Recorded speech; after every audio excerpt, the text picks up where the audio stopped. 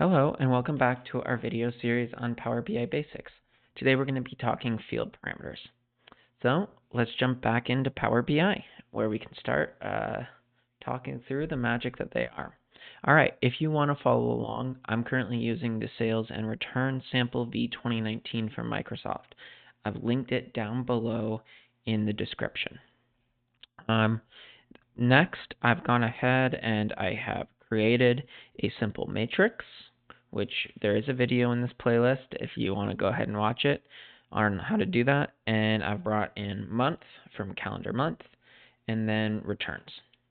So what field parameters allow you to do is they allow you to switch the value or the measure that's currently displayed in a visual. So in this case, right, I want to show month and returns here, right?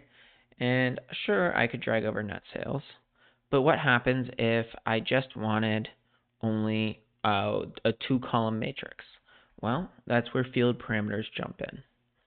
All right, so in order to insert in a field parameter, what you do is you go over into modeling, and then you go new parameter, and then you go fields. All right, and then you select the parameter. So in this case, I'm going to go ahead and I'm going to select net sales, and then I'm going to select returns. And I'm going to call this parameter, I'm going to name it here.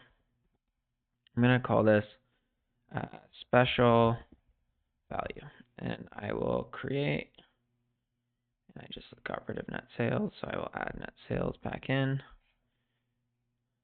and I will hit create. All right, so what that's going to do is that's going to insert in my special value. And then if I go over here, I will also now have a table down here called special value and a parameter called special value that I can then go ahead and I can add in right over here. Now, if you notice right now, I just have one value over here, and then I have both of these available. I can then select returns or net sales. All right, so in a table, that might not mean that much, but what happens if I want to do a matrix? I'm in a matrix. What happens if I want to do, like, for example, a line graph, right? Right here, it's net sales by month, but now when I click returns, it's returns by month. So you can start to see, you can build these really interactive graphs with less visuals. And that's the key takeaway from field parameters, is that you can select a plethora of fields, right, or dimensions or measures, and you can combine them down into this single value that you can add. Let's take a look at what this table looks like, though, in model view. So if you notice right here, this is all it is. So we have a special value, which is returning returns, and then it's returning the name of and the 0, and then we have net sales right here.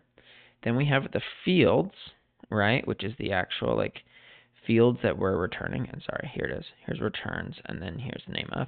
And then we have the order that's right here. We can go ahead and we can also edit the stacks, right? So what we can do is we can add a comma, and then we could do the exact same thing, and we could actually add in another expression here. So let's just say I wanted to add in, let's take a look here, and it's not going to like this. Let's say I wanted to add in net sales variance, right? So I could go back over here. I could add in net sales variance. And I could go name of, and I think it's an analysis right here, and I'll go net sales variance, and I'll go 2. And what you'll notice is that now, when I go back over, I now have net sales variance. And when I click this, look at that. There's my net sales variance. All right, so that is a brief overview of field parameters. If you have any additional questions, let me know in the comments.